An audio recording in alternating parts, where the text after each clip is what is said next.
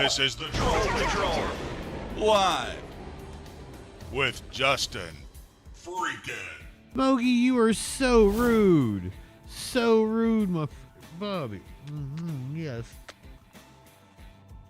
We're trying to do a show here, Smokey.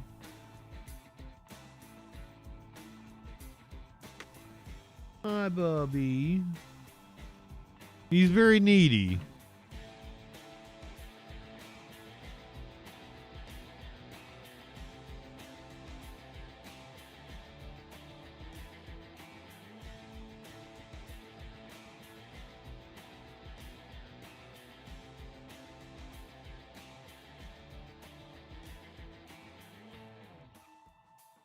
Is Rumble not live?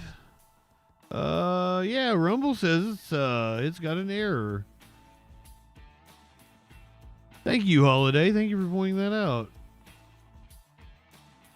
Interesting. I'll try to fix that here in a little bit. Welcome to the Troll Patrol Live. It's a freaking Monday. I'm going to give you updates on the P. Diddy trial, the Karen Reed trial. She spoke to reporters outside the trial earlier today. That's always advised. The manhunt continues in New Orleans for inmates that escaped from the jail through a hole. Said it was too easy. 2 people dead in a gym shooting. We got new video of a road rage incident that occurred with a hatchet. A dude that had been identified from an earlier road rage incident apparently got assaulted in prison. Cop pulled a gun on a guy while he was in plain clothes. Security video caught him. Israel allowing a basic amount of humanitarian aid into the country. A judge has blocked Trump's takeover of the Institute of Peace. We got Trump babbling to reporters about his call with Putin. James Comey gave an interview with NBC News. Republicans are crying about shit Hillary said. We got comments from Trump on Biden's ball cancer. And the President of the United States of America is calling for an investigation into Beyonce, Oprah Winfrey, and Bruce Springsteen. All that and a lot freaking more tonight on the Troll Patrol. Live, Lenny, Holiday, Flash, RB, Weed. I don't mind if I do, my friend.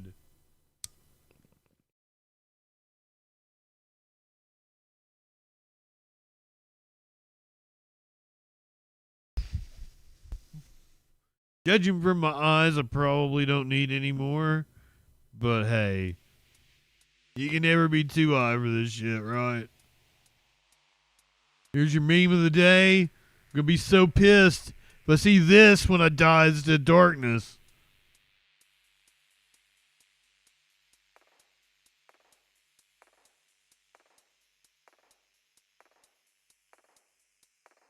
That shit can't be real.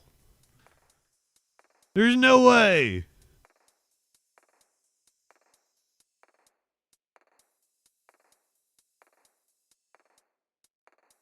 I wore jeans tonight so Smokey couldn't just fucking rip the shit out of my legs. Why are you being so needy, cat? Did he sleep with me last night? Did he lay in my lap as I laid in my recliner and watched TV after I got off the show? And when I watched The Last of Us after I got off the stream last night, did Smokey lay in my lap? No. Why is he needy? No, he was in my lap this morning when I was trying to type an email to a client, though. Oh my God. It's just like all the wrong time, Smokey. I love you so much, though. You're such a cool cat.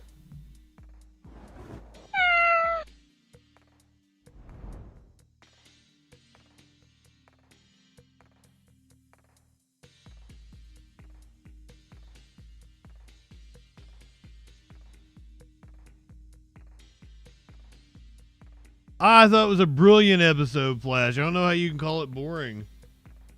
A lot of character development, exposition.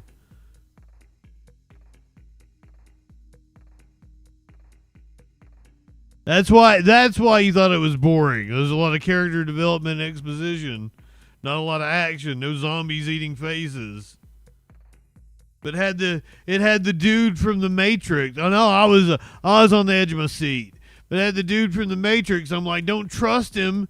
Don't trust him. He'll sell you out for a steak dinner. I've seen it. I've seen him do it.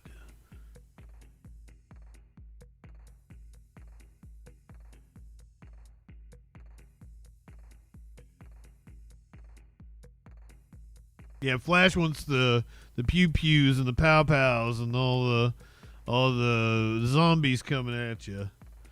No, the best. It's The Last of Us. It's a story. It's a story about people.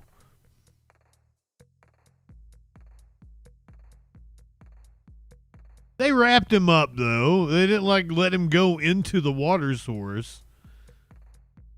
I thought it was nice of him to let him get a view before he popped him off.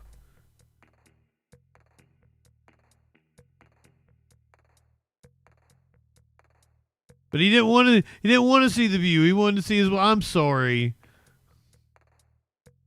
Yeah, anonymously, we covered that one last night. We had an interview with the couple. Man, they still believe in Trump, I believe.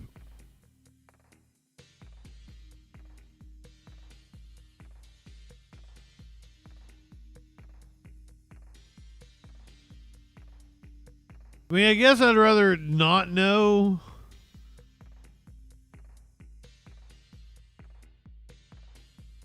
I don't know. Don't ask me that question. Like, my own mortality. That's my biggest fear.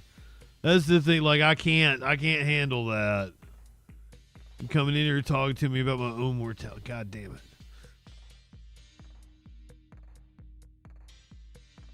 We're gonna start off tonight. It is Live Music Monday. I'm not gonna tell you who we're watching for Live Music Monday, but it ties into the news tonight. It's not P. Diddy though. It's not P. Diddy. We already watched P. Diddy live because he was in the news. Judge is throwing out some of the testimony in the Diddy trial. And the judge in Sean Diddy Combs' sex trafficking trial is expected to decide this morning whether to throw out a portion of last week's testimony. It concerns a witness who was called after Combs' ex-girlfriend Cassie Ventura finished testifying on Friday. CBS News legal contributor Caroline Polisi joins us now here in Studio 57 in New York with more on this. Caroline, good to see you. ACAB means Caroline Polisi too. May be thrown out, and why? Yeah, Chanel, it's looking more and more like that testimony will not be thrown out. Obviously, last week was all about the star witness, Cassie Ventura, star victim, I should say. She's victim number one in that government indictment. But the testimony from Dawn Richard was meant to corroborate some of Cassie's abuse. And part of that corroboration was an incident that she testified about when Diddy actually, she alleged, hit Cassie with a skillet. She was making eggs. He got, enraged and hit her with a skillet. Now, she also testified that thereafter, Diddy told her that people who spoke about these types of things tend to disappear, and that she took that as a threat on her life. The defense attorneys, rightfully so, objected to a lot of this testimony, saying much of it was hearsay. In trials, there are very strict rules of evidence. The judge is concerned that a lot of these now corroborating witnesses may be veering into hearsay, gossip. You only want witnesses to testify, and they're only allowed to testify to things that they directly saw or heard. So that's part of this objection, as well as this statement that Diddy he apparently made to her. We're already seeing. I hate this. I've always hated this really motherfucker. Try to get into those inconsistencies in Richard's testimony about whether did she actually witness this abuse or did she just see perhaps the aftermath of it. And when we watched him live, it was everybody performing with him that was good, not him. It does seem that the judge is going to allow that testimony to stand on Friday, but going into more of this testimony today, there may be a sort of a tighter scope around what they can testify to. Yeah, and I wonder, because you mentioned this, Cassie finishing her days-long stretch of emotional testimony last week, and how will her testimony then impact how the case moves forward? Yeah, she was a very credible witness, I do have to say, obviously testified to years of abuse. The defense is already acknowledging that this was a domestic violence relationship. The question, I think he might have had something to do with sex Tupac. trafficking, that this was A lot of people believe he does. So you'll see witnesses this week like Cassie's mother, her best friend of over 17 years, corroborating this information about the abuse. Now, the defense is saying apparently he and Biggie hated each other. Relevant necessarily to, and a lot of people think he had something to do with Off and Biggie. So that's kind of what the argument is here. The defense is saying these are just bad acts witnesses. We call them bad acts witnesses because traditionally that type of testimony is not. And then made a whole song about how he missed him. That specific conduct isn't being charged. He's not being charged with domestic violence or assault in this case. So that will be an issue coming up. But I think I don't know how much, like, I don't know shit about it. Yeah, that's an interesting point to make. And Caroline, also want to ask just about next week. That's all Are there hearsay. any key witnesses that you'll be expecting to hear from?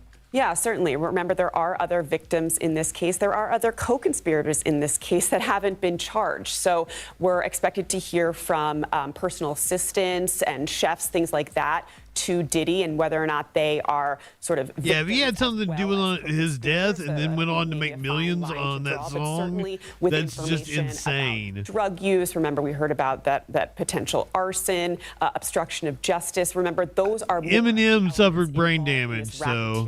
Conspiracy that the government really hasn't gotten on the table yet, and I would expect we would hear this week. All right, Caroline Polisi, thank you. Thank you. ACAB means Caroline Polisi too. Now let's go to Boston, where the trial of Karen Reed continues. She's accused of killing her cop fiance? Boyfriend? I think I always get it wrong. Maybe it was just her boyfriend, her cop boyfriend. She says the cops did it. ABC News Live first. A DNA analyst is on the stand right now in the Karen Reed murder retrial. The defense asked a separate DNA analyst earlier today about DNA testing on the hair found on the taillight of the SUV. His testimony comes after the judge decided to allow new evidence into the trial.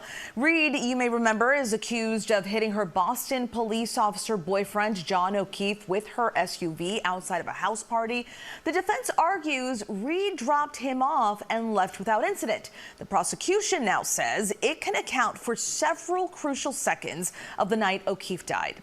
ABC's investigative reporter Olivia Rubin is tracking all of this for us. Olivia, so what is the latest from the courtroom right now? Yeah, so that DNA sort of expert is talking about one of the most important pieces of evidence in this case, which is that hair sample that was found on the taillight of Karen Reed's car. And really, prosecutors say, look, this is what we need. A hair of John O'Keefe on the taillight. That's a hair. Him.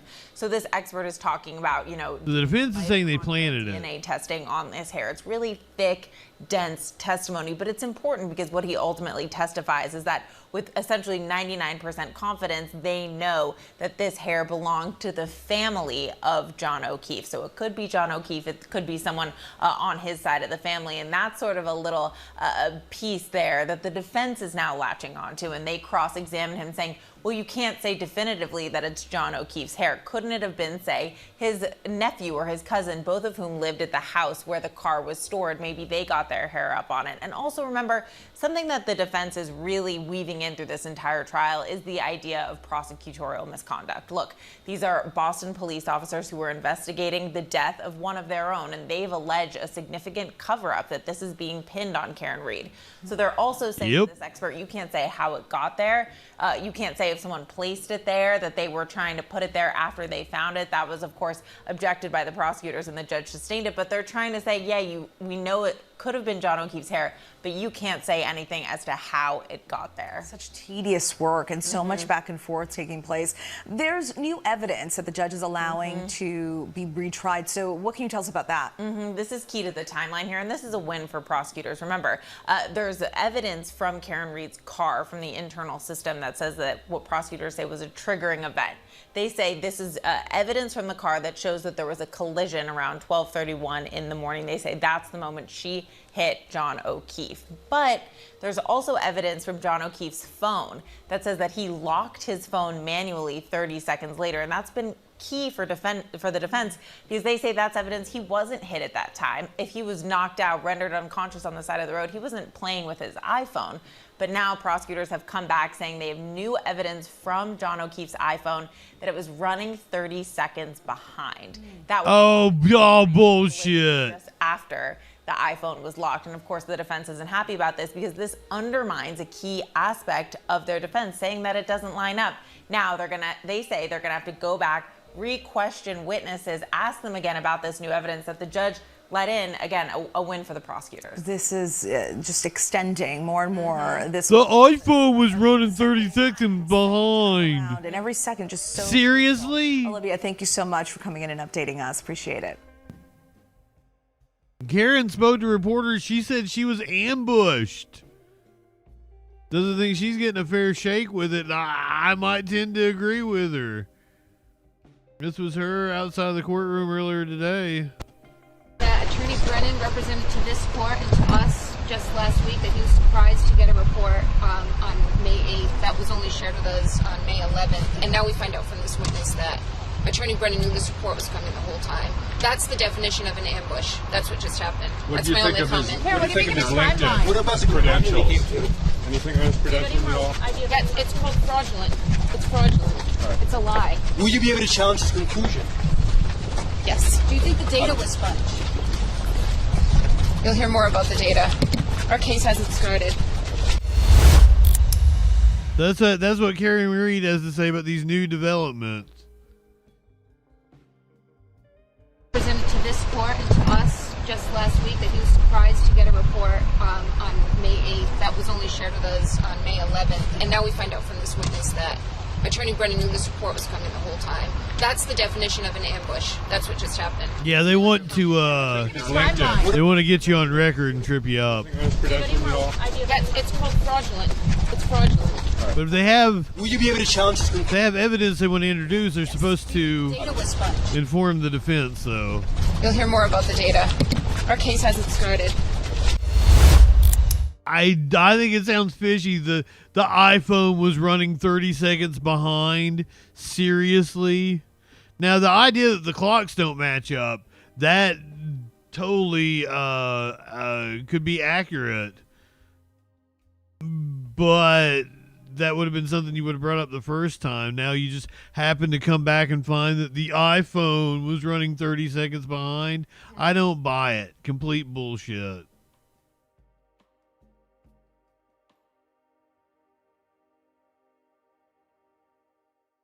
Going down to New Orleans. They didn't have the evidence yet? How? They've already, this is the second trial.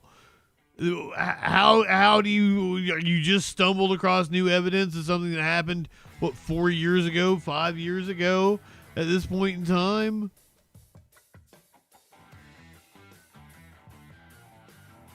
Minecraft fan. Did it not pop up? That's weird. There you go, brother. What do you want to argue about?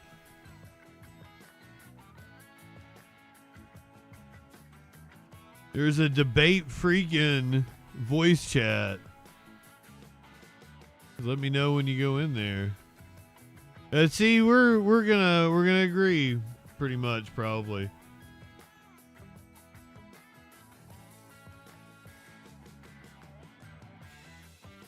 Oh, don't leave. You might enjoy the show. We do the news. We find out what that news be doing. I'll miss you if you leave.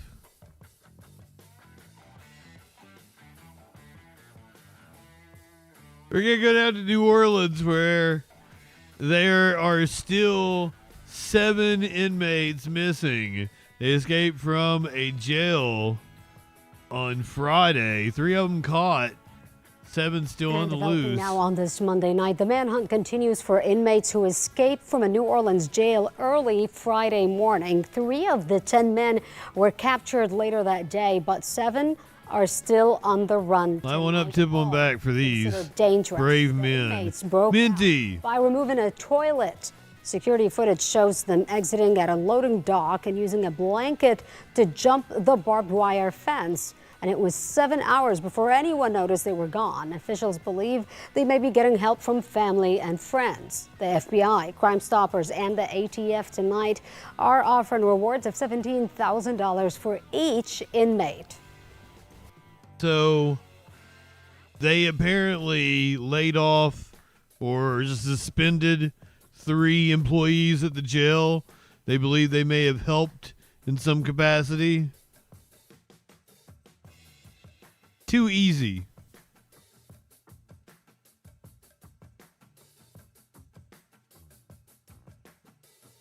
Fuck with me. Developing now on this Monday night, the manhunt continues for inmates who escaped from a New Orleans jail early Friday morning. 3 of the 10 men were captured later that day, but 7 are still on the run tonight, all considered dangerous. The inmates broke out by removing a toilet. Security footage shows them exiting at a I feel like that's the plot of a movie, isn't it? Jump the barbed wire fence. And it was 7 hours before anyone noticed they were gone. Officials believe they may be getting help from family and friends. The FBI, Crime Stoppers, and the ATF tonight are offering rewards of $17,000 for each inmate.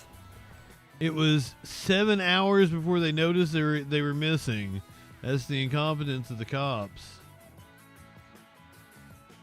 This is also an update of a story we brought you last night. A fertility clinic in Palm Springs was bombed. Young man died in the bombing. We're going to hear from the young man's father.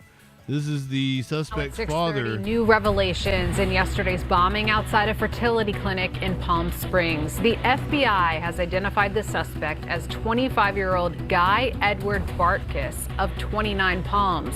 Bartkus was believed to have targeted Lord, welcome in. fatalist ideology. Ducky, did I tell you good evening? Well, today his father is speaking out about his son. KTLA's Gene Kang is live in 29 Palms with the interview you'll see only on 5. Hello, Gene. We're watching the Troll Patrol, watching 5. The story really has a lot of twists and turns in this tragedy. Guy Edward Bartkus, who you mentioned is the prime suspect with the FBI, they're currently searching his house here in 29 Palms. There are barricades all over this location as many houses are still Holiday, I tell you good evening. He is the prime suspect in that bombing that was in Palm Springs, and it's being called a terrorist attack. Meantime, his father sheds light on the suspect's childhood. Let's hear from him. 25-year-old Guy Edward Bartkus of 29 Palms, named as the suspect in Saturday's bombing of the American Reproductive Center's clinic in Palm Springs. Bartkus died when his silver Ford Fusion exploded, tearing the clinic apart, hurting 4 bystanders and damaging nearby homes and businesses. Officials confirmed the clinic was closed and all embryos remained secure. The FBI discovered a disturbing online manifesto and audio recordings possibly linking Bartkus to extremist anti-life views.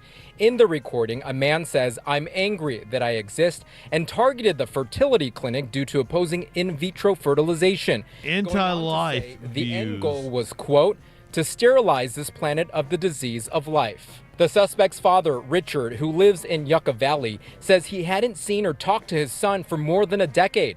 After he divorced his wife, they became estranged. He was devastated to learn from a family member that his son died in the blast and is now implicated in this terrorist attack.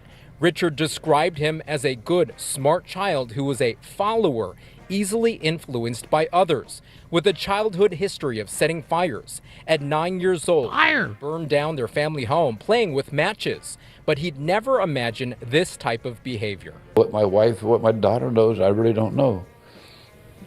But I had to see a change in them. They don't just go off like that and nobody sees a change. After they burned the house down, he started changing a little bit. He started playing with it like fire.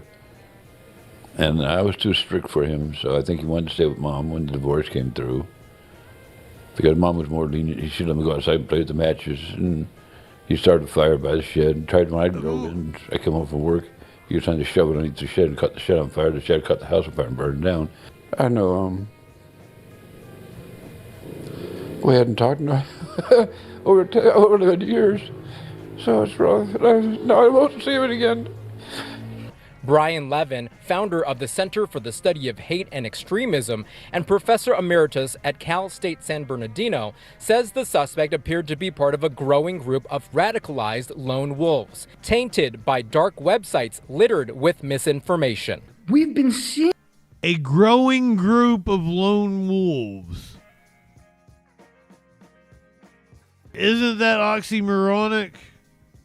But who am I? I don't know. Center for the Study of Hate and Extremism and professor emeritus at Cal State San Bernardino, says the suspect appeared to be part of a growing group of radicalized lone wolves, tainted by dark websites littered with misinformation. We've been seeing in recent years young people, young adults, young males acting out grievance either as part of a broad movement or sometimes obscure ones like this anti-life movement.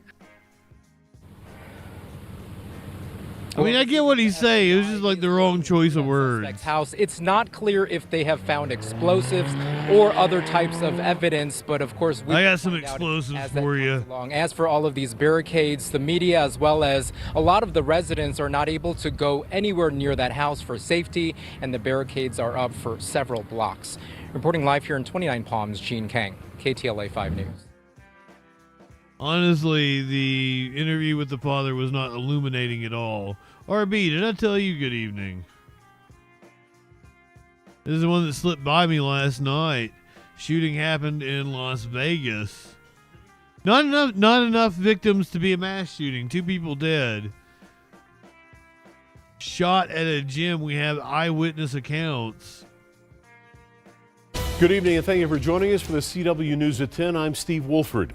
New information tonight on that deadly shooting early yesterday afternoon when a gunman opened fire at the Las Vegas Athletic Club on Rainbow near the intersection of Vegas Drive. By yesterday afternoon, he means Saturday. Responded to the LVAC just to clarify. After 1:30 after reports of shots fired. When they arrived, officers confronted the gunman and shot him as he ran out the door. He later died at the hospital. When officers went into the gym, they found 3 shooting victims.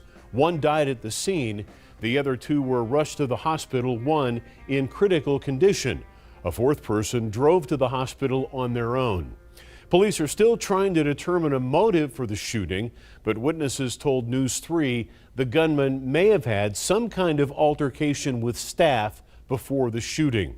Earlier today, LVAC confirmed that the man who was killed was Edgar Quinones, a 15-year employee of the gym.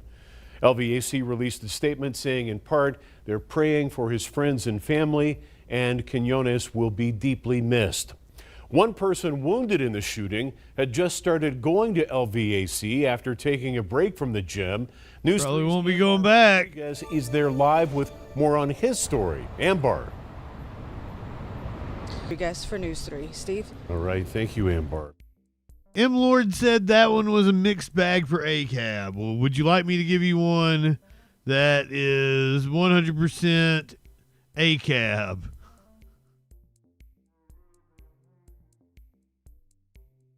We are going to Mannheim Township. I don't even, where the fuck is Mannheim Township?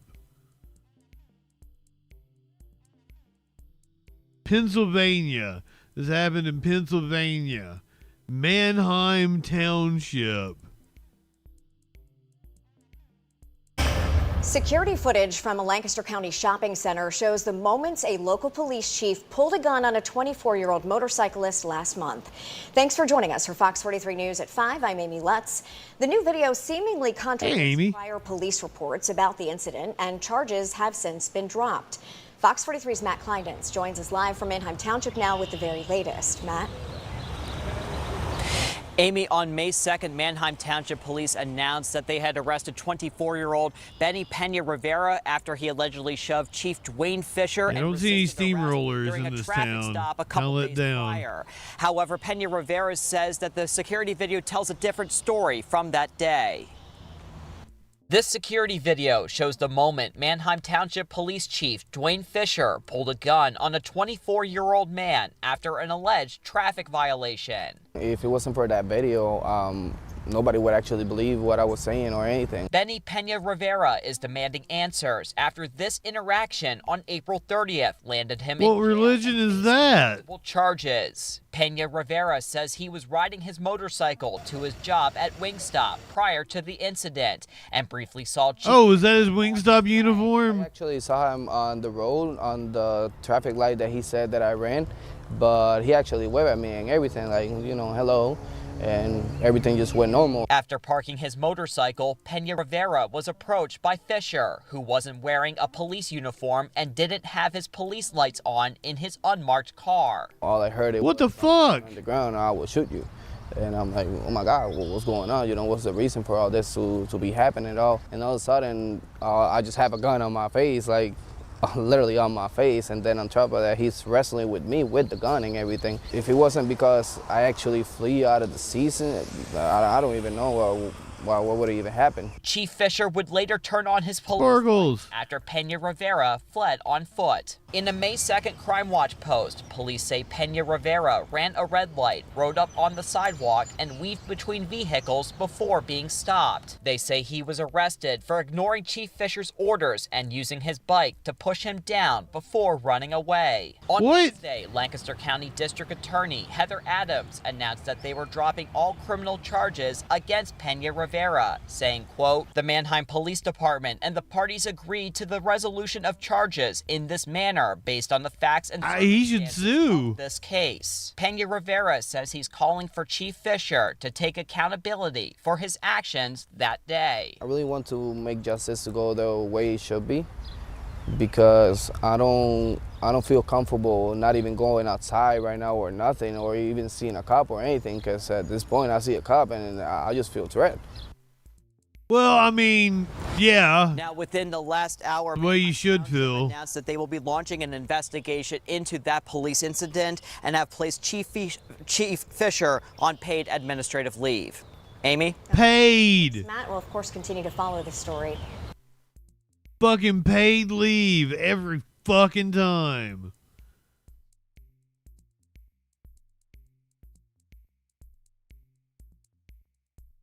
This guy caught on camera in a road rage incident got his comeuppance for being famous in jail.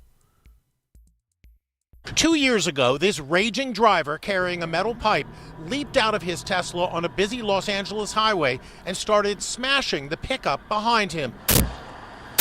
The shocking attack was caught on dash cam. That's not all. Moments earlier, the same driver was caught committing another act of road rage. After the road rage video got lots of attention, other motorists came forward to claim they were also victims of his out-of-control temper. He repeatedly struck my driver's side window with a crowbar. Nathaniel Radamek was sentenced to 5 years in prison in Los Angeles in 2023. Get this, he was released after serving just 10 months behind bars due to overcrowding conditions. After getting out of jail, Radamak apparently moved to Hawaii to start a new life. Now comes an astonishing development. Cops say he was just involved in another road rage assault after a teen driver whose mom was teaching her how to parallel park asked him to slow down. Yeah, we covered that. It triggered the crazed man to lash out. Cops say he punched the teen driver through her car window, then he lunged at the mom after she confronted him. He came running across the street. Oh, God. Punched me right in my eye right here. Surveillance footage shows him fleeing right after the attack, running through a stop sign. Cops arrested the 39-year-old suspect and towed away his Tesla. And here he is today, bruised, swollen, and bloodied after prison officials say he was assaulted by inmates where he's being held. We found criminal charges against him in 9 different states. Convictions include assault, vandalism, That was the craziest game of Where's Waldo we ever played at first. Oh my God, they beat the shit out of him. Light one up, tip one back. Thistle Girl, welcome in.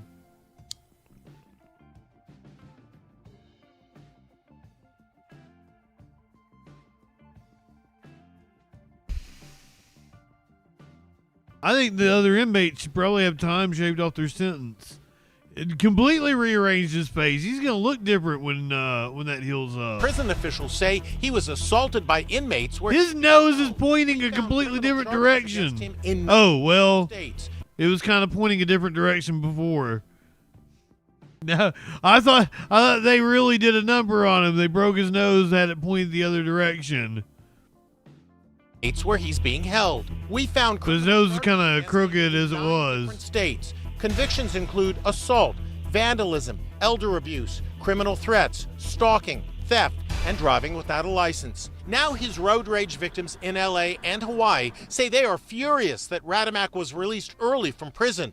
Seriously? Michael McWhorter helped cops track down Radamak in the LA attacks. A lot of his original victims, their concern was him being released. Obviously, he hadn't been rehabilitated in such a short amount of time, and their concern was he was going to do this again. Finally, it appears the road rage driver is getting a taste of his own medicine. Da-da-da.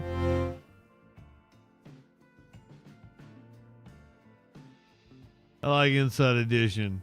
You want another road rage story? There's apparently video being released from Boston. A Boston road rage incident involving a hatchet. Jessica and Ben, this is where it happened here on Comm Ave in Brighton. You can see behind me the tree that has all of the damage to it. That is where the victim's car crashed. It was moments later that police say he was attacked. Boston police released this video of the suspect wielding what's described as a hatchet, hitting and smashing the Toyota Prius. The suspect in a pickup truck is accused of chasing the Prius at high speed down Comm Ave, and then the car veered toward the sidewalk and into a tree. New surveillance video shows the pickup truck driving by the crash, and then the suspect walking back towards the car with hatchet in hand. Witnesses describe the suspect as enraged. Holy shit! Crash the car, you need to turn the engine off because all these fluids leaking around, something's going to catch on fire. And as soon as he pulls the keys out of the car and pops his head out, this random guy just started swinging a hatchet at him. Now, the new surveillance video also shows a man believed to be the victim running from the scene. And a short time later, the suspect walking back in the direction of the pickup truck. Now, the police report says the victim suffered a hand injury during the crash, but other than that, no other injury. And the suspect also had a cut on his hand. And investigators managed to gather some blood evidence from both the car and the scene. Police continue to search for that man, and they're asking for the public's help. Live in Brighton, Sarah Conji, WCVB News. Well, they didn't give us a picture or anything. Goddamn. Okay, that's the tree that they hit running from the person that was chasing them. Crashed. It was moments later that police say he was attacked. Boston police released this video of the suspect wielding what's described as a hatchet, hitting and smashing the Toyota Prius. The suspect in a pickup truck is accused of chasing the Prius at high speed down Comm Ave, and then the car veered toward the sidewalk and into a tree. New surveillance video shows that truck chasing the Prius. Crash, and then the suspect walking back towards the car with hatchet in hand. Witnesses described the suspect as enraged. We told the guy who had crashed the car, you need to turn the engine off because all these fluids leaking around, something's going to catch on fire. And as soon as he pulls the keys out of the car and pops his head out, this random guy just started swinging a hatchet at him. Now, the new surveillance video also shows a man believed to be the victim running from the scene. And a short time later, the suspect walking back in the direction of the pickup truck. Now, the police report says the victim suffered a hand The brisk walk. crash. No loneliness. No other injury. That's a good guess, Cut on Sparkles. his hand, and investigators managed to gather some blood evidence from both the car and the scene. Police continue. Textilian, welcome in. They're asking for the public's help. Live in Brighton, Sarah Conji, CVB News Center 5. What a fucking story.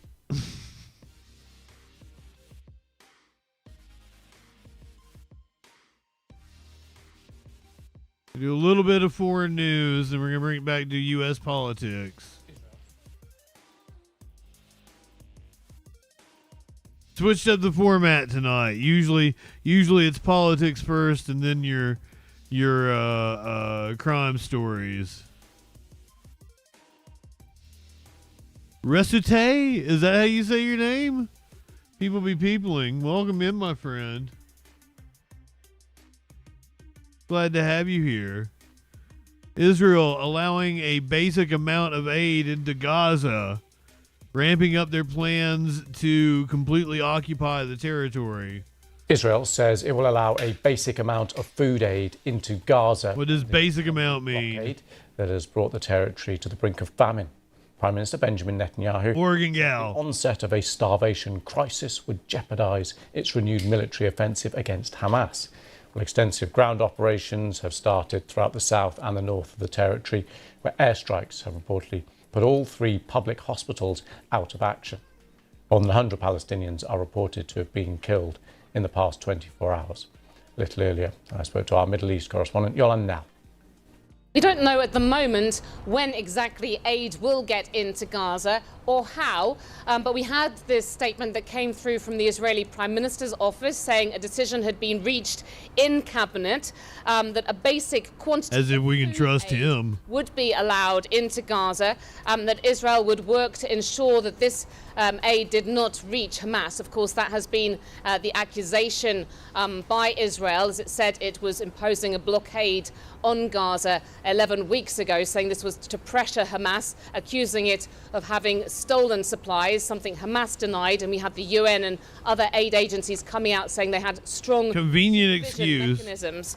But this all comes against the background of rising international. Oh, you see all those kids? They're totally Hamas. Israel's position. We had pressure coming from the That US soup is as Hamas. well. That's Hamas And soup. we had, in the past week or so, increased warnings that famine was looming in the Gaza Strip. So the Israeli Prime Minister's office said that a starvation crisis would jeopardize Israel's new military offensive, which began just a couple of days ago in Gaza. We have only had from the UN a comment that it has been asked to resume. I do like Hamas. It's one of my favorite Of dips. course, we had been told there's something like 116,000 metric tons of food aid standing by at Gaza. Somebody's gonna fucking clip that, aren't they? Be open, but for the moment, Israel does also seem to be looking to introducing. Also, I need to get the fundraiser going. In the future, so Sparkles. clear. If I raise, the UN I need to up it. I need to be $2,000. measure, of course, the UN and its humanitarian. Maybe I need to up it more for legal fees. Israel is looking But if to I raise unethical a certain amount of money, like a month, I'm going to tattoo MS-13 on my knuckles. Just talk us through where things stand with that. Well, one day ago, we had Israel's military announcing these Kind of really want to do it. operations. They're concentrated in the north and the south of the Gaza Strip as part of this intense new offensive that it's begun there. We've been hearing this morning about intense. Last time I got some hummus, I didn't want to get Sabra, so I got like the Kroger brand hummus, and it sucked. And I'm like, We gonna have to go find, probably make my own. I have a food processor, so I can just get some chickpeas, and it's probably super fucking easy. Yeah, clinically, that's what I was getting ready to say. I have a food processor, so it's like stupid easy. Intense bombardment of Khan Yunis. There are videos that show some of these strikes. Places like the Nasser Hospital in the south. I don't have the biggest selection of hummus A school in my that area. we're told had been housing displaced. It's probably just like chickpeas and olive oil. That at least 6 people have been killed. In the past day, we heard of more than 100 people being killed, according to hospitals. No, I want it to look like strip with dozens of children. I want it to look like I want it to look exactly like the Trump picture with the Times New Roman font, like the really stupid looking MS-13. That's what I want. Among the dead. We still have negotiating teams for both Israel and Hamas in Qatar for these indirect talks, but at the moment we're not hearing of any signs of a breakthrough from there in terms of getting to a new ceasefire deal that could see Israel's remaining hostages being freed from Gaza. What's tahini? I don't even know what tahini is. It sounds fun.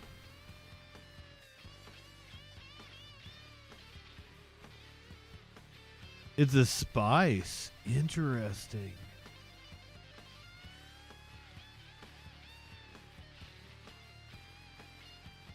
Sesame seed butter. This is fun. Learning shit about hummus as we're doing the news. God damn it. Speaking of Sesame, did you guys see that Netflix has bought the rights to Sesame Street?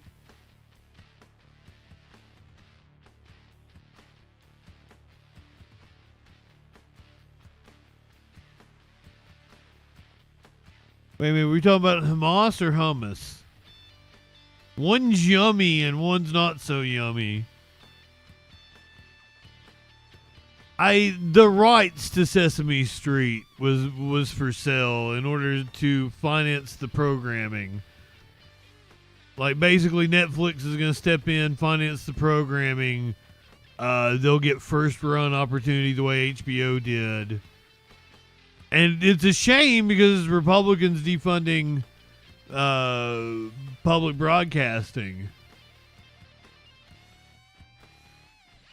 Oh no, they're going to make... It's Netflix financing them making new ones, and then they'll get the rights to first run, so they'll be on Netflix for like the first 9 months, or I can't remember what the HBO deal was like. It was like 9 months, 10 months.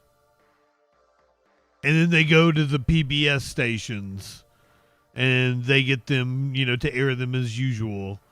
So it's a way for, like, Netflix gets to be like, oh, we are the home of new Sesame Street. And Sesame Street gets the money to be able to finance their production.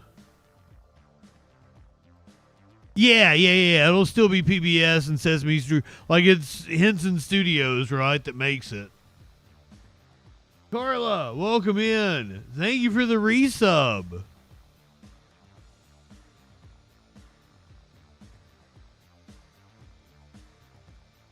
Yeah, hopefully they do not Netflixify Sesame Street. That would piss me off. But I guess that makes sense. If HBO, I don't know why HBO would not continue, especially now that we're going from Max back to HBO, which I think I'm on stream saying that it didn't make any fucking sense that they dropped the HBO, which was the prestigious brand. It didn't make any fucking sense.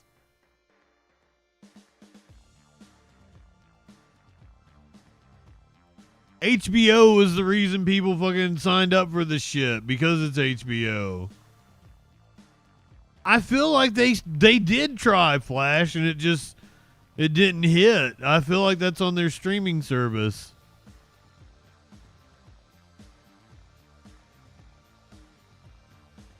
A federal judge has blocked Trump's takeover of the U.S. Institute of Peace.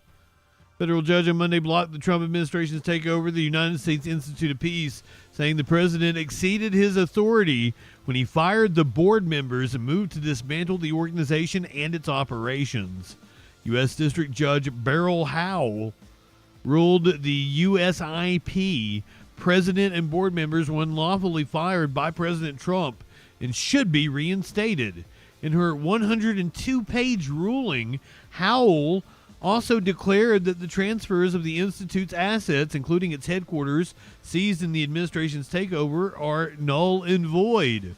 Trump's move against USIP, Howell wrote, represented a gross usurpation of power and a way of conducting government affairs that unnecessarily traumatized the committed leadership and employees of USIP who deserved better. Earlier this year, Trump fired the Institute's board members and president and ordered the Institute's operations be gutted, saying it fell under executive branch purview. A team from Elon Musk's Department of Government Efficiency then forcefully seized the Institute's headquarters and moved to dismantle operations. 5 members of the board sued to try to block the takeover.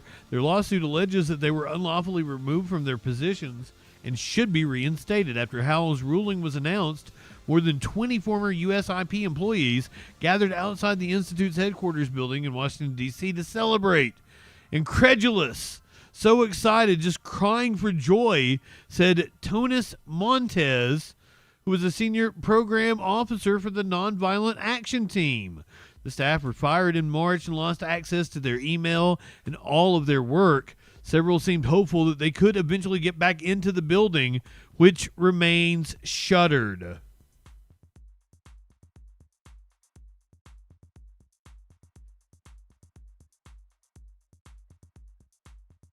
Seems like an Institute for Peace would be a thing that you would want at a time that you're trying to get peace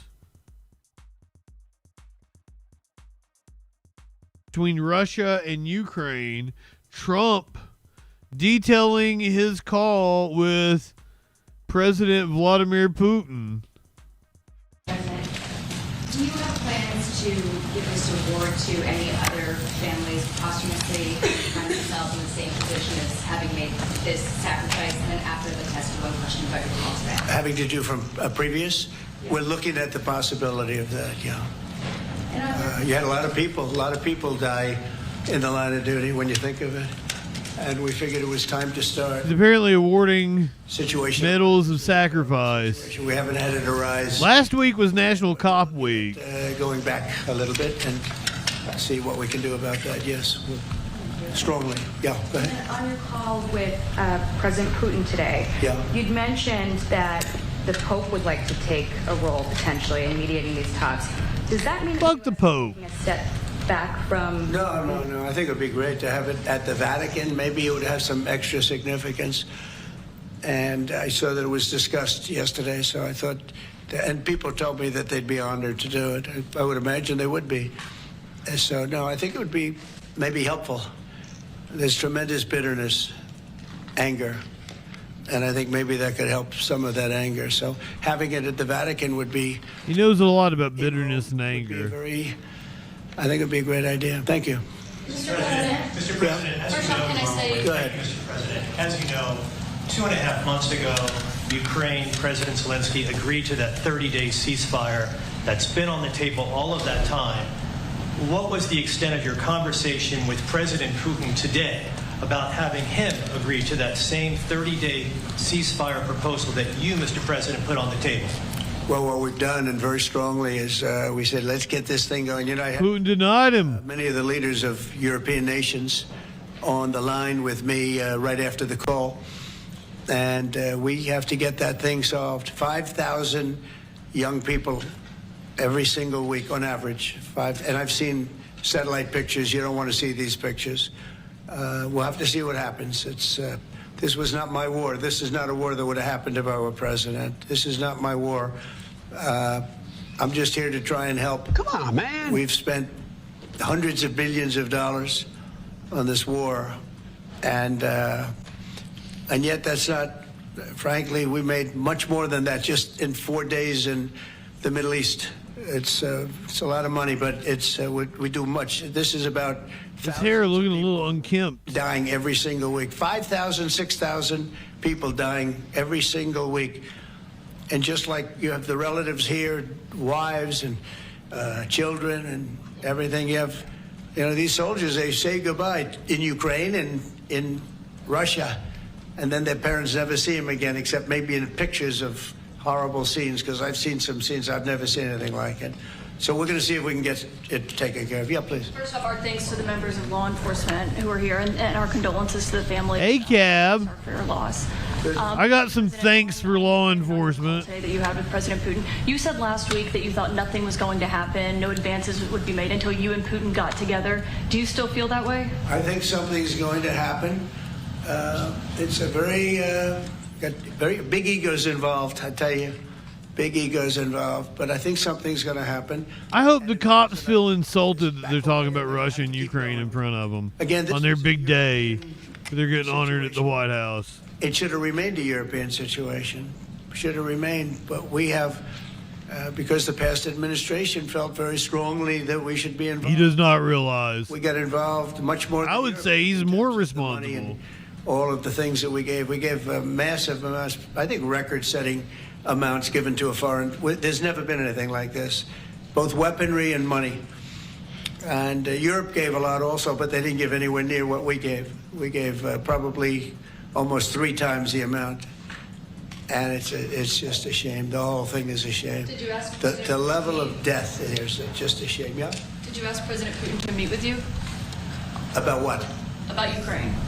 Of course I did. I talked to him about it. I said, when are we going to end this, Vladimir? I've known him for a long time now. I said, when are we going to end this bloodshed, this bloodbath? It's a bloodbath. I like the way he says bloodshed. I do believe he wants to end it. When I made the call, I told the people last night, I spoke to the heads of the different countries, Germany and Finland. We had Italy, as you know, and UK was on the line today, and a couple of others, and then they were in turn calling everyone. Ursula was there from the European Union. She was terrific, and we spoke for a long time about it. Has he declared he's running for governor? They got a problem. It's a big, big problem. It's a terrible war. It's a very hard to extradite themselves away. There's Byron Donalds in the background there. The amount of anger, the amount of hate, and the amount of death. It's very hard, very tough situation. But I said to him, we got to get going. And I did say also, if I thought that you couldn't do it, I'd step away, because what are you going to do? We don't have boots on the ground. We wouldn't have boots on the ground.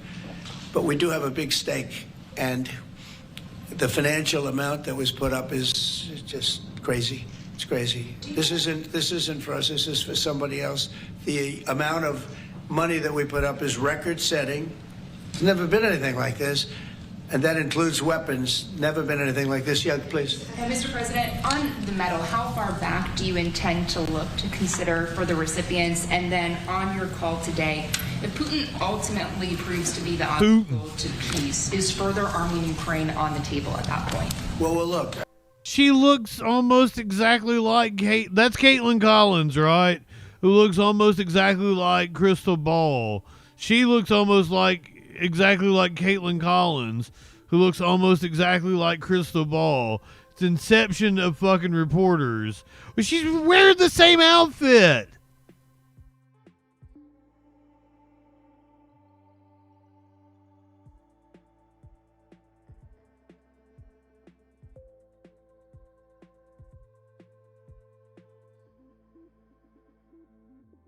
Republicans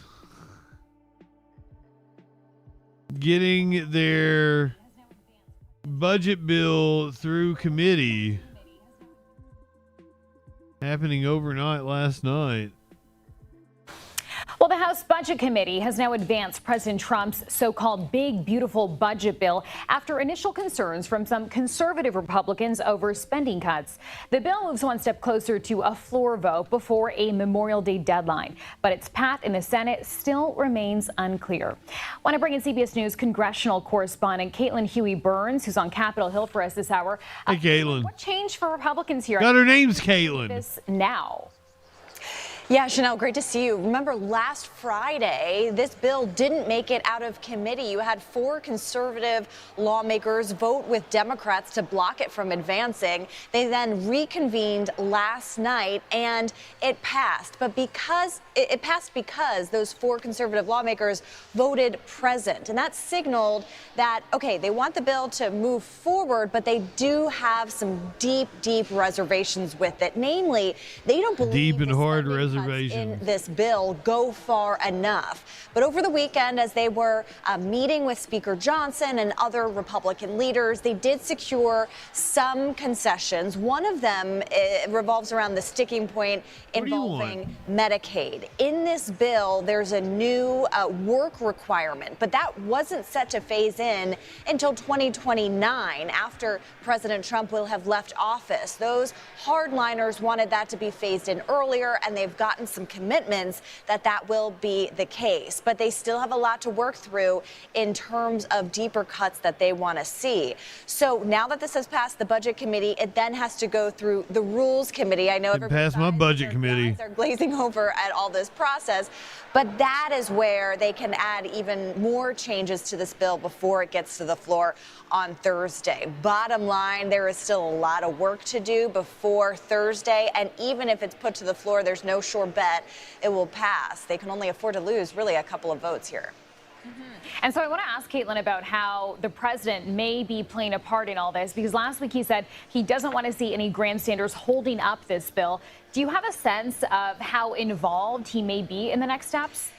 Yeah, we know that his team is very involved, and he's no grandstanders applying the pressure because all there is in the Republican Party. His legislative agenda. He's been able to do so much, Chanel, as you know, through executive order. But in order to get these key items, these key campaign promises that he made, no taxes on tips or overtime pay, for example, making the Trump tax cuts that were passed during his first term permanent, and also funding for a lot of his priorities in terms of the military and immigration enforcement, that all has to be done through Congress. And so he needs this piece of legislation to enact his agenda. So he's going to be applying that political pressure. And he's served before as kind of the chief, whip in this regard. But the question I have is what that political pressure can actually do. You have moderate Republicans who aren't as inclined to that, and also conservatives who haven't really, bowed to the president.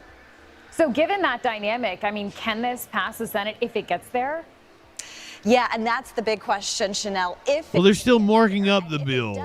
You've already seen Senate Republicans voice their concern with this bill, saying it needs to go through a lot of changes before they can support it. So even if it passed the Senate, it would still have to go back to the House with those changes. A long way to go. But I will leave you with this, that one Republican Senator, Ron Johnson from Wisconsin, has already... They wanted to try to get this done by Memorial Day. It is not going to happen. The Titanic. In other words, a sinking ship. All right, Caitlin, thanks for the update. We appreciate this.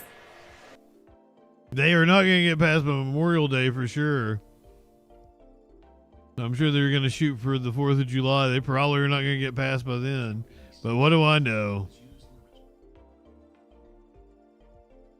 James Comey giving his first interview going on with MSNBC. Content warning for the shit lib. It's gonna be very shit libby. DJ Dub, I'm sorry.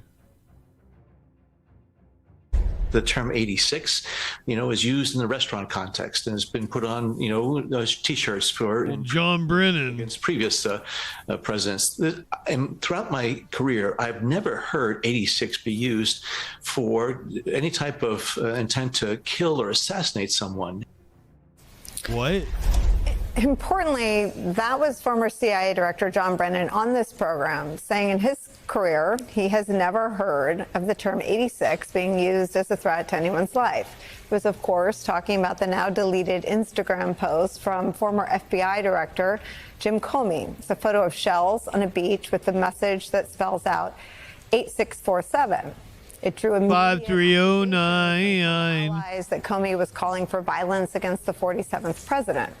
Now, we did a little bit of research, and 86 is a term that originated in the restaurant industry. In fact, at an historic New York establishment, Chumley's, according to a profile in I'm glad we did the etymology of the word or the phrase. Place of the term 86th, derived from the back door at 86 Bedford Street, through which patrons were advised to skedaddle when the police were en route.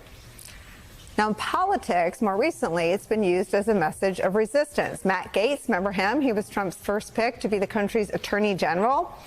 Well, that would-be attorney general posted last year on social media this, quote, "We've now 86'd McCarthy." Yeah, that one Twitter dude had posted to 86. Appeared in an interview during the 2020 campaign with 46 displayed behind her on a pin. It's been deployed by Republican politicians and Democratic politicians alike. But the former FBI director's use of the term 86 has sparked Posobiec. Totally new, It unprecedented was absolutely Posobiec. That's who it was. by the Trump administration. Jack Posobiec. Since we first reported on this story on Friday, Comey was interviewed by the U.S. Secret Service. He appeared voluntarily at the Washington field office. The reason I'm sure they had a good laugh over it together. investigation, we believe from what we've seen publicly, is because of this accusation from Trump that's been echoed by his cabinet widely and publicly. He knew exactly what that meant. A child knows what that meant. If you're a child FBI director and you don't know what that meant assassination. And it says it loud and clear. Joining us now, former FBI Director Jim Comey. He's also It's always a book plug. FDR. That's the whole reason he did it, too. We'll get to that, but we start here. You are back in the middle of a political firestorm. Yeah, for walking on the beach with my wife. So I don't know how we ended up here. It never occurred to me that it was any kind of controversial thing, but that's the time we live in. So take me back to the walk on the beach. We were walking on the beach. We went to the beach to prepare for this week, which was the launch of my book, and to think about the book and to prepare to answer What a stupid picture, too. We were walking back towards the road, and we saw in the sand someone had arranged shells with numbers. And Patrice, my wife, said, "Why would someone put an address in the sand?" And I said, "I don't know." And we stood over it, and I said, "I think it's some kind of like political message." And she said, 86, when I was a server, she did a lot of work in restaurants, meant to remove an item from the menu when you ran out of ingredients. And I said, well, to me, as a kid, it always meant to leave a place, to ditch a place. I said, that's really clever. So then she said, you should take a picture of that. And I did. And then I posted it on my Instagram account and thought nothing more of it until I heard through her that people were saying it was some... Okay, first of all, do you guys think he really just came across it, or do you think he did it? Sort of a call for assassination, which is crazy, but I took it down. Even if I think it's crazy, I don't want to be associated with violence of any kind. And then what happened? I got a call from the Secret Service that night. His wife did it. Speak to them about it, of course. I admire the Secret Service. They're pros. I spoke to them on the phone. Then they asked the next day when I got home, would I be willing to come in and meet them in person at the Washington field office, which again, I did. A social media person for him. Does this motherfucker actually even have Instagram? Or was it he had a Diane that was fucking tweeting for him? And this was absolutely meant to generate controversy. And they were pros again. Between posting the picture and getting a call from the Secret Service, did you have any sort of gut check of like, well, they've audited me in an extraordinary way. I was under investigation. Yeah, that's what I'm thinking. He had a person. He has an assistant.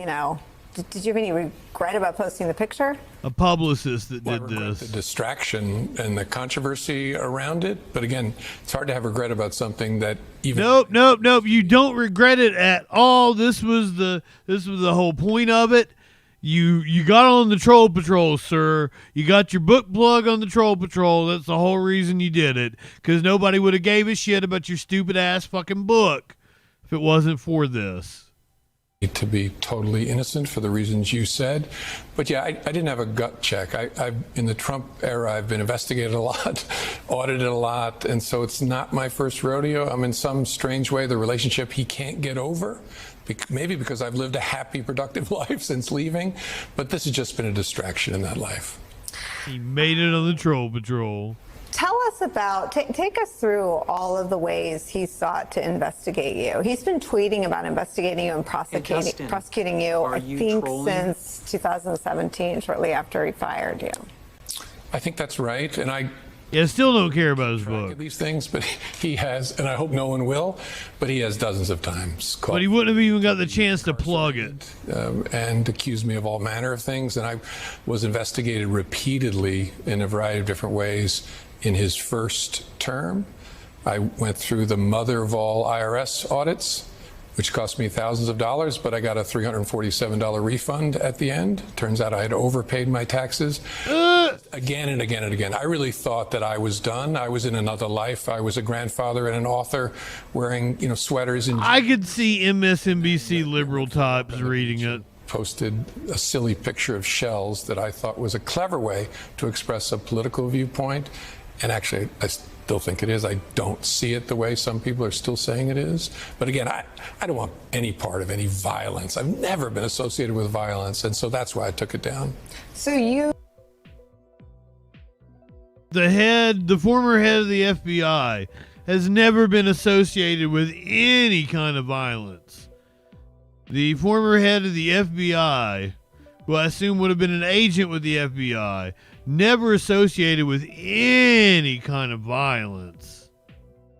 Your position, even after all of this, the Secret Service calling you and bringing you in for questioning, is that the phrase, the message on the shells was political speech and is political speech. Yeah, I bet he believes that too. Political speech by me, but I thought, what a clever way to express a political view. The shells were... It's not clever. Color for each of the letters, so different colors for the letters. It took a lot of work. Somebody with artistic flair. No, there's no... What? With anybody with a dark intention, and it certainly was no dark intention on my part, on my spouse's part. I have to ask you... There was no creative...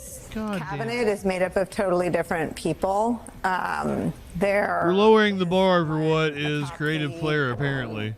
National intelligence communities. Who said this? Do you believe Comey should be in jail? I do. Any other person with the position of influence that he has, people who take very seriously what a guy of his stature, his experience, and what the propaganda... Everybody's so creative. ...to be, I'm very concerned for the president's life. We've already seen assassination attempts. Wow. I'm very concerned for his life. And James Comey, in my view, should be held accountable and put behind bars for this. So she's the... What law did he break? Top all of the intelligence agencies in this country. Posting a picture of seashells apparently breaks the law somehow. Really? And I wonder what you thought and what you think people around the world thought when they saw that. I hope people know enough about that particular person that they understand where it's coming from. It says that they're batshit about the leadership of our current administration. And I just shrug because that's ridiculous. Does it make you scared? No. Why? Well, it's not my first rodeo. I would hate something like this, or the audit, or all the investigations, to happen to someone who doesn't have my experience, because I look at it and I think there's another one of those. But when it's one of the real problems we have in this country right now is the use of the president's power aiming at individuals who don't have my background or experience, like Yes. Krebs or any others that have been targeted, law firms being targeted. This is a real problem. Colleges people should not look past. My thing, to me, and I hope to everybody else, is just a distraction that goes away in a weekend. But there's something much more important going on here: the use of power to aim at individuals, eroding the rule of law. So that was the top of the country's intelligence agency. She sits atop the head of the CIA and the NSA. The person who sits atop the Department of Justice, Pam Bondi, has really refused to do any of Trump's political bidding. Do you worry that the last time you were sort of harassed, people like Bill Barr and Rod Rosenstein were there, and now it's Pam Bondi plus basically everyone who's defended Donald Trump in a criminal context over the last 4 years? Yes, a very different crew. The last group had people who were flexible but had some institutionalist principles. They all ran for the hills, as you would expect after January 6th, and now it's Four Seasons total landscaping all the way down. So you don't have people who are interested in standing up for institutional values. They work for the president, and that's concerning. It's actually short-sighted for a president to have people around him like that, because he can't look to an institution if the American people start worrying about a set of facts and say they'll handle it in a fair way, because he's made clear now they're all his people. Do you worry that his people will not treat you fairly now that you're under scrutiny? Sure, but we live in a reality-based world where make accusations, have to make them in front of judges, have to put evidence forward, have to swear that things are true. I believe in our judiciary. I believe in that one remaining leg of our three-legged stool. That independent judiciary is alive and well and gives me great comfort. Is that what you think will backstop whatever comes at you from the Trump Justice Department? Sure. I wouldn't expect anything to come at me from the shell business, but anything that did come at me, if I get more audits, more investigations, yes. Our saving grace, we still have a leg on our stool. If we lose that, I don't know where we are, but we have judges appointed by all different presidents of different parties who believe in the rule of law. And if you come into their courtroom, heaven help you if you're not telling the truth. That still exists in this country and should be a source of great comfort. Comey segued perfectly into this little piece. The three leading experts on fascism, Yale professors, they're leaving the United States. I'm a historian of totalitarianism. I look at fascist rhetoric. I've been thinking about the sources of the worst kinds of history for a quarter of a century. Experts say the constitutional crisis is here now. The Trump administration deporting hundreds of men without a trial. A massive purge at the FBI. To make people afraid of speaking out against him.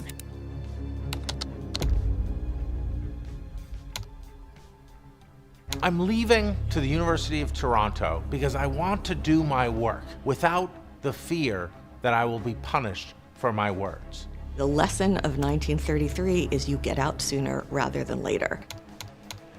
I've spent a lot of time in the last decade trying to prepare people if Trump were elected once, let alone twice. Look what happened. Is this crazy? I did not flee Trump, but if people are going to leave the United States or leave American universities, there are reasons for that. One thing you can definitely learn from Russians is that it's essential to set up centers of resistance in places of relative safety. We want to make sure that if there is a political crisis in the US, that Americans are organized. We've just gotten started. You haven't even seen anything yet. It's all just kicking in. My colleagues and friends, they were walking around and saying, we have checks and balances, so let's inhale, checks and balances, exhale, checks and balances. And I thought, my God, we're like people on the Titanic saying our ship can't sink.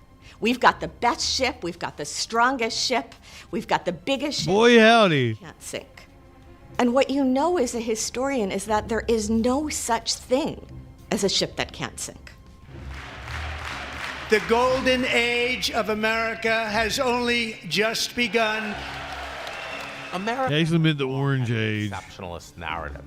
Fascism can happen elsewhere, but not here. But talking about American exceptionalism is basically a way to get people to fall into line. If you think that there's this thing out there called America, and it's exceptional, that means that you don't have to do anything. Whatever is happening, it must be freedom. And so then what your definition of freedom is just gets narrowed and narrowed and narrowed and narrowed, and soon you're using the word freedom, but what you're talking about is authoritarianism. Toni Morrison warned us. The descent into a final solution is not a jump. It's one step. And then another. And then another. We are seeing those steps accelerated right now. There are some words, in Russian in particular, that I feel help us to understand what's happening in the United States, because we now have those phenomena. Произвол. It's the idea that the powers that be can do anything they want to you, and you have no recourse. This not knowing who is next creates a state of paralysis in society. The Tufts student whose visa was removed because she co-authored an article in the Tufts student newspaper. I thought, what would I do if guys in masks tried to grab my student? Would I scream? Would I run away? Would I try to pull the mask off? Would I try to videotape the scene? Would I try to pull the guys off of her? Maybe I would get scared and run away. The truth is, I don't know. Not knowing terrified me. It's a deliberate act of terror. It's not necessary. It's just being done. This is absolute bullshit. Of us and them. Продажность. It's a word in Russian for corruption, but it's larger than corruption. It refers to a kind of existential state in which not only everything but everyone can be bought or sold. Critics are calling this a quid pro quo deal between Adams and President Trump. I'm committed to buying and owning Gaza. He made $2.5 billion today, and he made $900 million. There's an expression in Polish. I found myself at the very bottom, and then I heard knocking from below. In Russian, that gets abbreviated to there is no bottom. We cannot allow a handful of communist radical left judges to obstruct the enforcement of our laws. What starts to matter is not what is concealed, but what has been normalized. There's no limit to the depravity. President Trump did not rule out the possibility of a third term. And the sadism. The White House released this video titled ASMR, Illegal Alien Deportation Flight. And the cruelty that we are watching now play out in real time.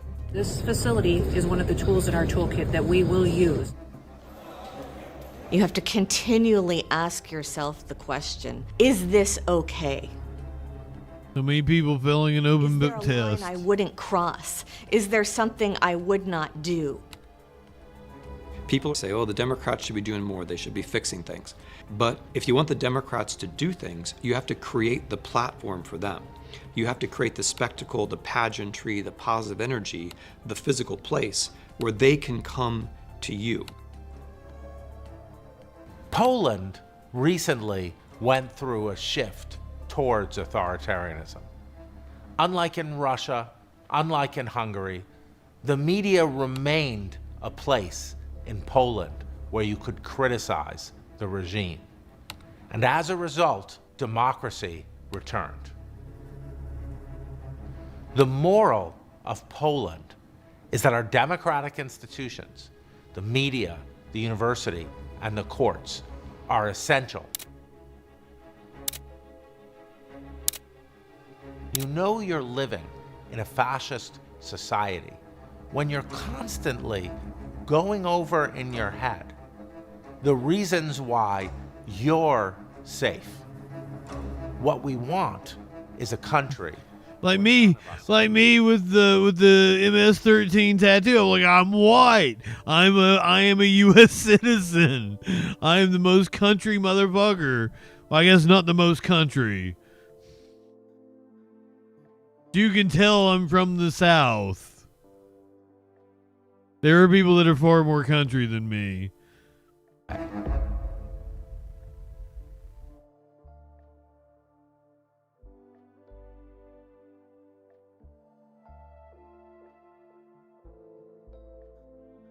Let's watch the Republicans cry about Hillary. The rest of the show is pretty much Republicans crying about things, by the way. Well, the losers of Democrats' past refuse to go quietly. Hillary Clinton and Tim Walz are back, not with solutions for the country or their party, but with a full-blown case of TDS. Kamala's failed Veep kicking things off using a college graduation speech to smear ICE agents with a truly despicable comparison. Donald Trump's modern-day Gestapo is scooping folks up off the streets. They're in unmarked $10. masks, being They are Gestapo. Dungeons. No chance to mount a defense, not even a chance to kiss a loved one goodbye, just grabbed up by masked agents, shoved into those vans, and disappeared. Not to be outdone, Hillary Clinton is also running her mouth about the popular border policies of the man who beat her by mocking Popular border policies. This very blatant effort to basically send a message, most exemplified by Musk and others, that, you know, what we really need from you women are more children, which is sort of odd because the people who produce the most children in our country are immigrants and they want to deport them. So none of this adds up. First of all, They want white babies, Hillary. They want white babies. Don't be a handmaiden to the patriarchy. Nope. She called the Gestapo gazpacho. And it was like, that was like double. There was two things she said wrong in that.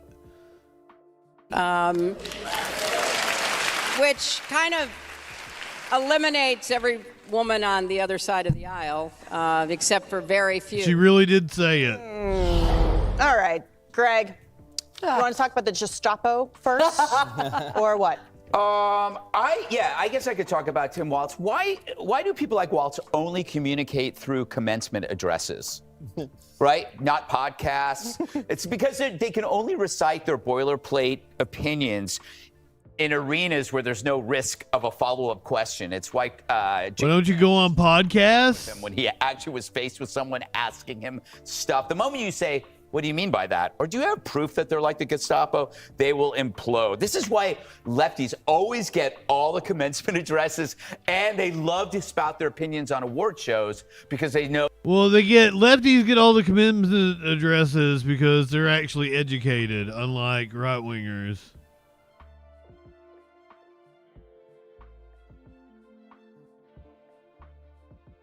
You know, you kind of got to be educated in order to get commencement speeches. We have the D.C. jail, which is the D.C. gulag, but now we have Nancy Pelosi's gazpacho police spying on members of Congress, spying on the legislative work that we do, spying on our staff, and spying on American citizens that want to come talk to their representatives. This government has turned into something it was never meant to be, and it's time to make it end. Not only do we have the D.C. jail, which is the D.C. gulag, but now we have Nancy Pelosi's gazpacho. Oh, it wasn't that she had to. I went and edited it to make her sound like she said goulash.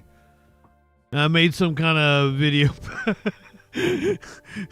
Goulash and gazpacho, you know. Not only do we have the D.C. jail, which is the D.C. gulag, but now we have Nancy Pelosi's gazpacho police spying on members of Congress, spying on the legislative work that we do, spying on our staff, and spying on American citizens that want. Oh, Marge.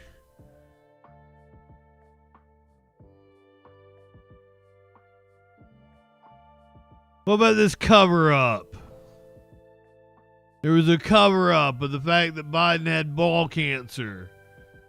Possibly while he was in office.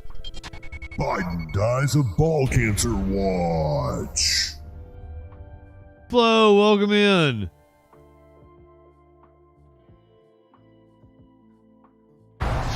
There is no way to explain this as acceptable. Joe Biden was an unmitigated mess. Axios has gotten and now released excerpts of the audio tape from special counsel Thur's interview with President Biden. Remember, Robert Thur's initial report. I've still yet to hear anything that like is shocking. Memory.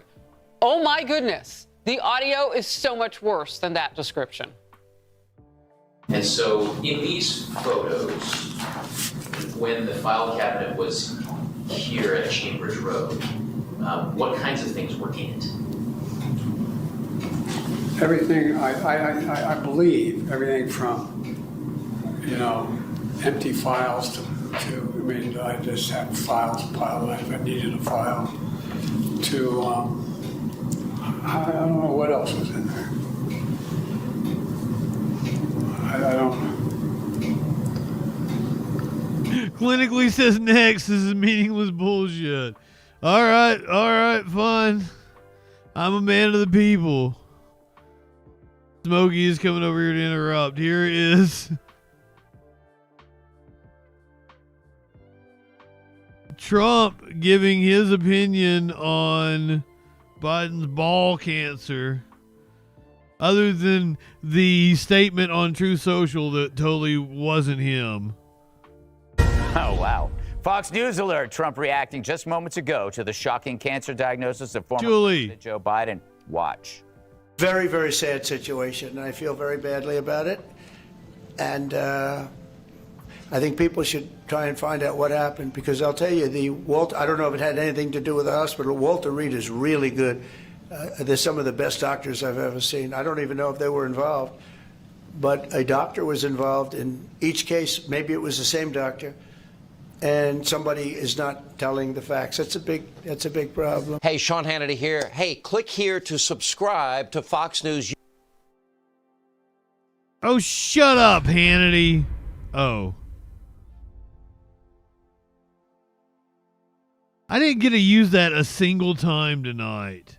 God damn it. How is there no NBC News at all? BBC, MSNBC, CBS, Fox. I'll be goddamned.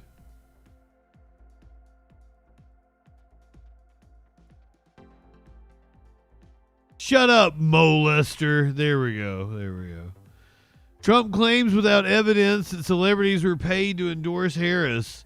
President urges major investigation of Beyonce, Oprah, Bruce Springsteen, and others in late-night social media rant.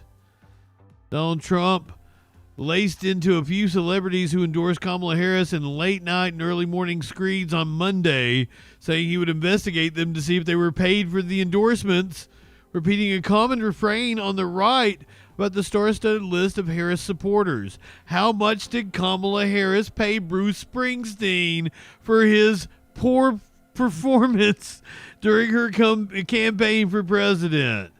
Trump posted in all caps on Truth Social at 1:34 a.m. Why did he accept that money if he is such a fan of hers?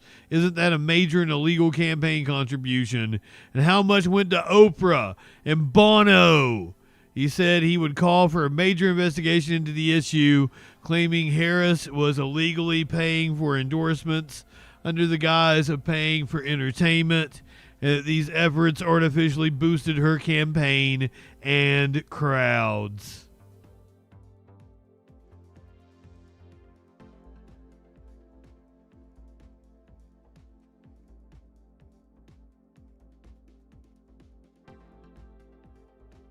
It is Live Music Monday.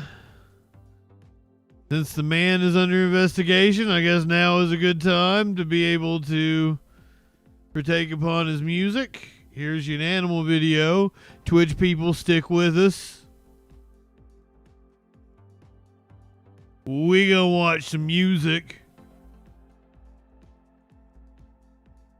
If you're watching on YouTube, Kick, Facebook, the podcast, go ahead, light one up, tip one back. It's all right to have a little fun before you hit the sack. I'm JustinFREAKIN. We'll see you tomorrow night on the Troll Patrol live.